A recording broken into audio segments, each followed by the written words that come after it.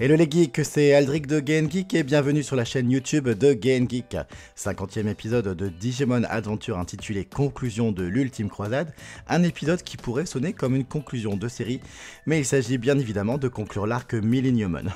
Vous l'aurez remarqué, je n'ai plus de voix, je suis complètement aphone, du moins j'essaye de parler, et vous l'aurez remarqué aussi, la critique ne sort pas le dimanche matin, juste après l'épisode comme à chaque fois, mais avec un jour de retard et je m'en excuse. Vous le savez si vous me suivez sur les réseaux sociaux, ce week-end était le premier week-end de Digi-Rencontre avec toute l'équipe du Digimon Adventure Fan Project. Vous l'aurez donc l'occasion de retrouver cela dans un vlog qui sortira prochainement sur la chaîne. Et en attendant de retrouver complètement ma voix, voici ce que j'ai pensé de l'épisode. Première interrogation, est-ce vraiment à la fin de l'arc Millenniumon? Le personnage a-t-il été vraiment vaincu à tout jamais? Que nous réservent donc les 16 prochains épisodes? N'hésitez pas à me partager vos théories, j'en suis très curieux. J'ai trouvé cet épisode particulièrement beau, avec une bande-son toujours qualitative et des choix artistiques sur les dessins et l'animation qui m'ont séduit, notamment ces ralentis quand les Digimon de taille ultra gigantesque se battent et provoquent des ondes de choc.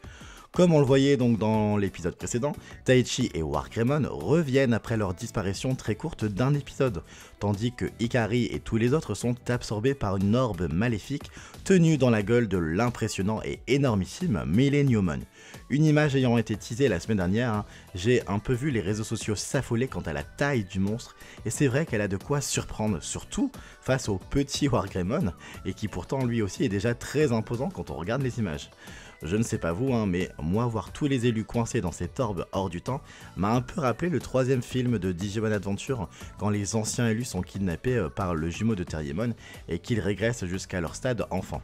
J'imagine comme souvent qu'il s'agissait là d'un clin d'œil.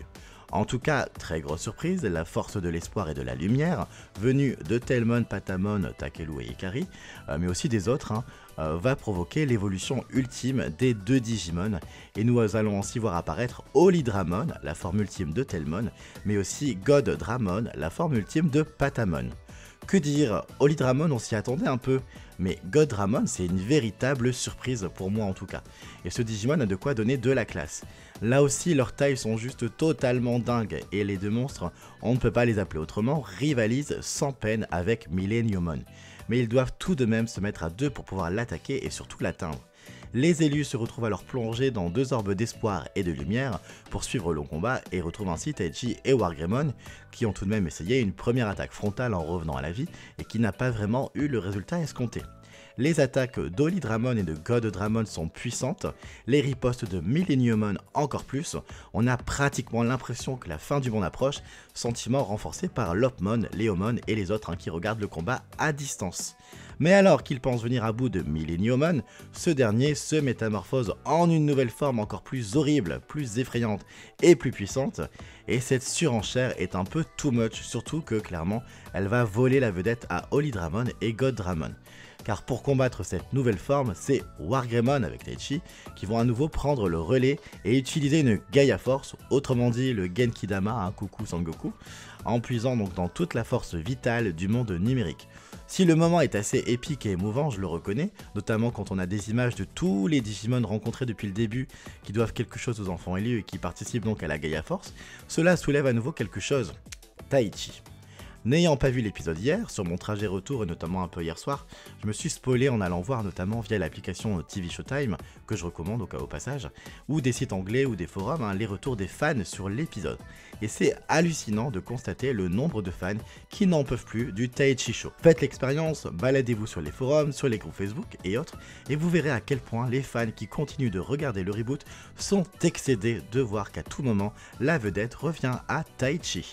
Je l'aborde souvent dans mes reviews et j'ai souvent des commentaires parmi vous qui me rejoignent, mais le phénomène va, j'ai l'impression, beaucoup plus loin. Quand je lis les commentaires qui disent par exemple, je cite « Merci le reboot de m'avoir fait détester Taichi qui était un de mes persos préférés », le commentaire que j'ai trouvé sur TV Showtime, je me rends compte à quel point le reboot a mal géré cela. Mais Yamato est sous-exploité également alors qu'au début, on aurait pensé qu'il serait traité à part égale.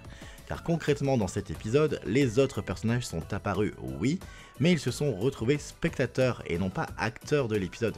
Et quand Takelu et Ikari le deviennent, c'est pour mieux leur voler la vedette et remettre Taichi sur le devant de la scène. Et très sincèrement, Holydramon et Goddramon auraient pu porter le coup final et non pas Wargreymon. Et évidemment, le contre-argument que je lis de temps en temps, c'est oui, mais dans Naruto, lui aussi, il est surexposé, tout comme Goku dans Dragon Ball.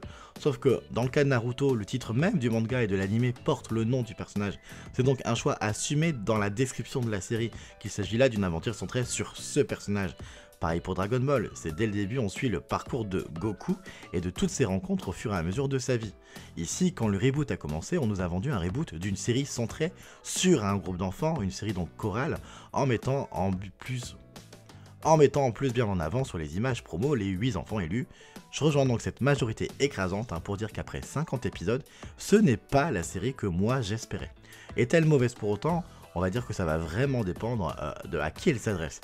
Je suis certain et convaincu qu'un nouveau public sera conquis et appréciera grandement la série et ses qualités, parce qu'elle peut en avoir quand même, mais quand je parle avec les fans des années 2000, c'est un peu la douche froide. On verra dans quelques mois, lorsqu'on se sera terminé, ce qu'il adviendra de ce reboot et si au final, elle aura apporté du tort ou non à la licence Digimon. En tout cas, pour revenir à cet épisode, la fin de celui-ci permet de retrouver le groupe dans son entièreté, soulagé, presque comme si tout était terminé.